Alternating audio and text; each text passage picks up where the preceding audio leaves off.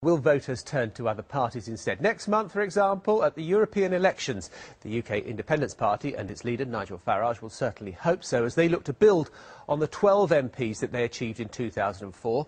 A poll today put them at 17%. That's a level pegging with Labour. Well, the party's certainly attracting all sorts. You can see this week there was the comedian Frank Carson there, as well as the actor Dave Prowse, better known as Darth Vader, declaring their support. And just in case you were wondering what they were doing behind me, well, that explains that particular mystery. Nigel Farage joins us now from Newcastle. Mr Farage, thank you for being with us. Welcome. Thank you. The poll suggests you could do pretty well out of the public anger at the three main parties.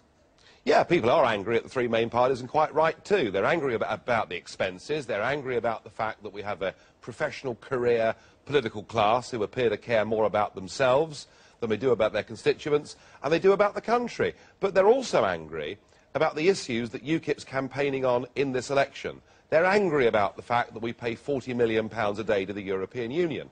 They're angry about the fact that 1,000 extra people settle in this country every day. And they're angry about the fact that 75% of our laws are now made by the institutions in Brussels and that we've not been given a say. Yeah, it's good that you paint yourself as the anti-establishment party, but let's face it, since you won those 12 MEP seats, you've had one MEP, Tom Wise, accused of fiddling thousands of pounds in expenses, another, Ashley Moat, jailed for fraud. Well, in both cases where we found that people had broken faith with us, what we did was to get rid of them, to expel them immediately. We didn't try and brush it under the carpet. We didn't try and protect these people. We dealt with it immediately. And I think it would be a very good thing, perhaps, if the big parties dealt with some of their people in Westminster. Clearly they're not doing that. All we're hearing is that the system is going to be reformed. I don't see much prospect of that. One might argue it's quite a high percentage, quite a high attrition rate for you. 2 MEPs out of 12, another one who left. That's a quarter of your party at Strasbourg gone.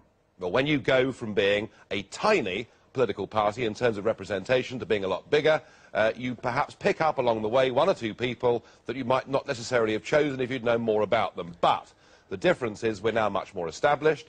And I think just the very fact that we've got Marta Andreasen, the former EU chief accountant, the whistleblower, the lady that was sacked by Neil Kinnock and has a wonderful financial reputation, the fact we've got her in to become the party treasurer, to sort out a new rule book for our MEPs next time round, people can feel confident that whilst things can go wrong with UKIP, as they can with everybody, we do get a grip on it and we do deal with it. I'm just questioning whether you really have the high ground on this issue. I mean, for example, if at Westminster Labour had lost a quarter of their MPs because they'd been either up to doing wrong, I mean, you've lost a quarter of your MEPs. It is better to be rid of people that are bad people and to be leaner and to be true to what people put you in place for. We were voted in to stand up in the European Parliament and to be a voice of opposition on behalf of the British people. We've done that effectively. We now have a view that Britain should be outside a political union but maintaining close trading links. That is a majority view in this country. I think we've held faith with our voters. OK, what have you done to clean up the expenses system in Europe? Well, we've argued against it. We've tried to expose it again and again and again. We're told that when we go back in July, there will be a new reformed expenses system. We don't quite yet know what the rules are going to be. Let's see.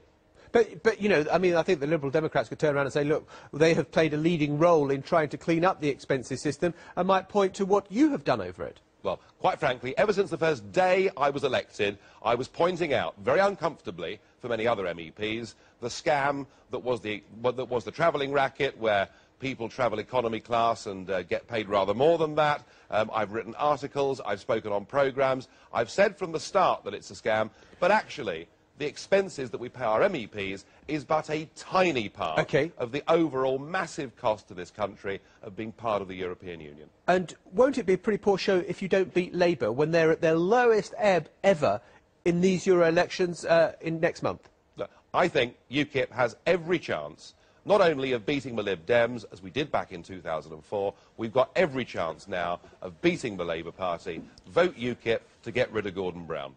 OK, Nigel Farage, we will leave it there. Thank you very much indeed for being with us. To find out more about who we are and what we stand for, go to the UK Independence Party website at www.ukip.org.